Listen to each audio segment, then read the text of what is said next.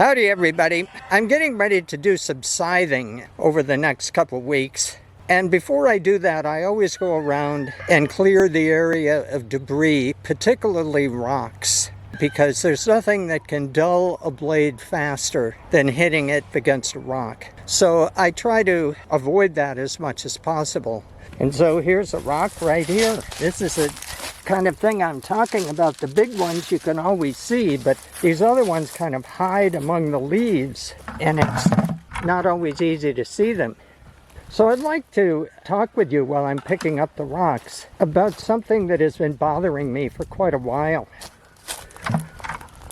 So let's just jump right into it. Have you ever wondered why it is that world leaders can't seem to come to any consensus about what to do about climate change?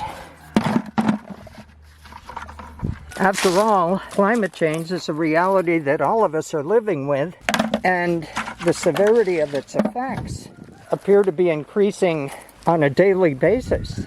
Yet the world community appears stymied when it comes to actually doing anything about it. You know, the alarm bells are ringing, but nobody seems to be paying attention. We're kind of like a deer caught in the headlights of an oncoming vehicle. We're frozen. There are two primary reasons for this.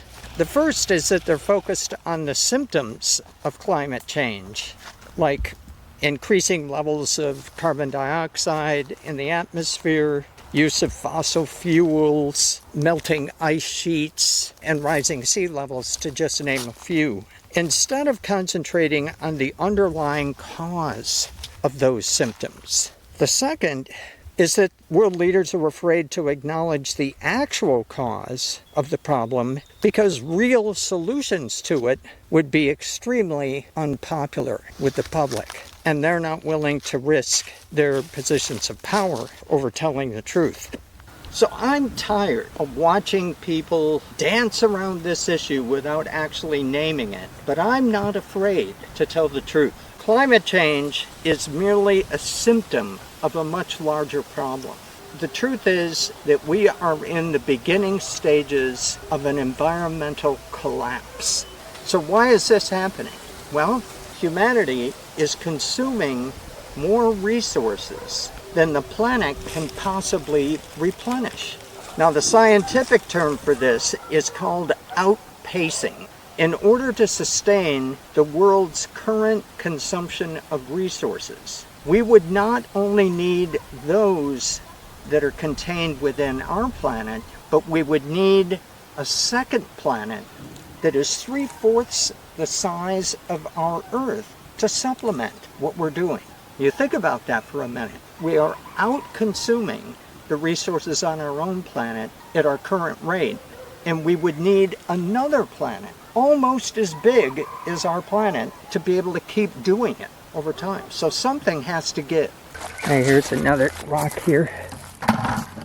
Now this is really serious, and it's the reason why world leaders are focusing on the symptoms instead of the problem itself. I mean, stop and think about it. There are two straightforward solutions to the problem. Either humanity has to significantly reduce its consumption of resources, or we have to reduce the size of our population. And that's precisely the reason why the world leaders aren't telling you what it is. I mean, could you imagine the President of the United States standing up and saying, oh, we have to reduce the population of the United States by 75% in order to fight this? No, they're never going to do that. The public doesn't want to hear that. But you have to hear it. It's important that you hear it so that you can tell those world leaders to stop their bullshit and get down to business and really address the problem. To better understand this, let's dig a little deeper. Resources can be divided into two categories: renewable and non-renewable. Renewable resources are those that can be replenished over time. Examples of this include soil, biomass, and different forms of energy like solar, wind, geothermal. They can all be replenished. Non-renewable resources are basically the opposite. They're those that are in limited quantities. and they can't be replenished, either at all, or they're replenished so slowly that their consumption is too fast. So consumption of both is measured to determine the impact that human beings are having on the planet.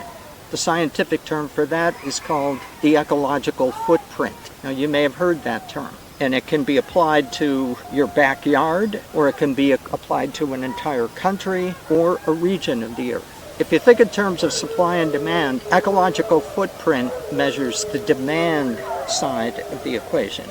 But there's another element, and that's the supply side, and that is called biocapacity. So biocapacity measures the ability of a given region of the earth to generate resources and also to absorb the waste products from their consumption. And the two of those together, if you compare ecological footprint with biocapacity, if there is a positive biocapacity, then you are in ecological surplus. If there is a negative, then there is an ecological deficit.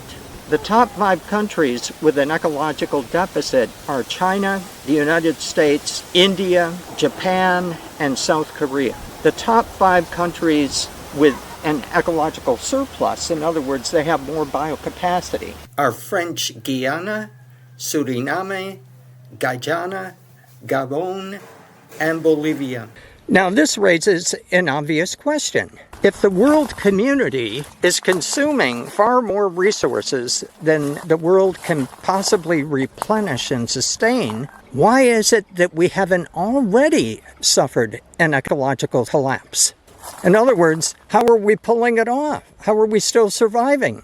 Well, I hate to tell you, but that is the truth. We are in an ecological collapse. It's just that most people are living in denial about it, including the world leaders.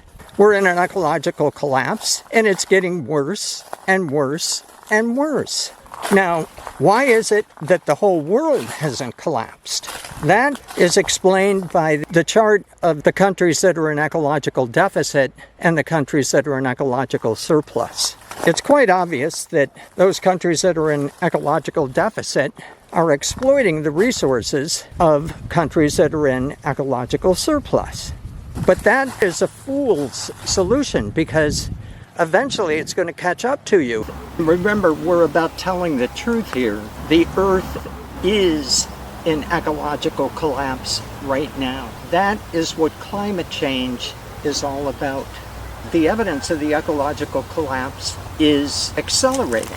Now, can we slow it down a little bit by limiting the use of fossil fuels? Absolutely, we can slow it down. But that only postpones the problem. We're still going to have to face our consumption. What we are seeing with climate change is the Earth's lack of capacity to absorb the waste products that have been generated by our overconsumption of resources. That's really what climate change is. And it isn't just climate change.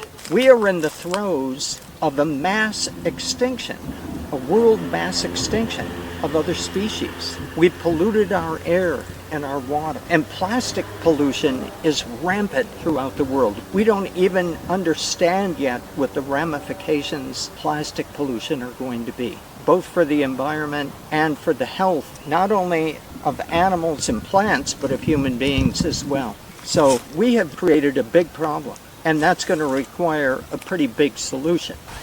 Do we have any hope? I'd like to think that we do. The solution to this problem is going to take a whole world approach.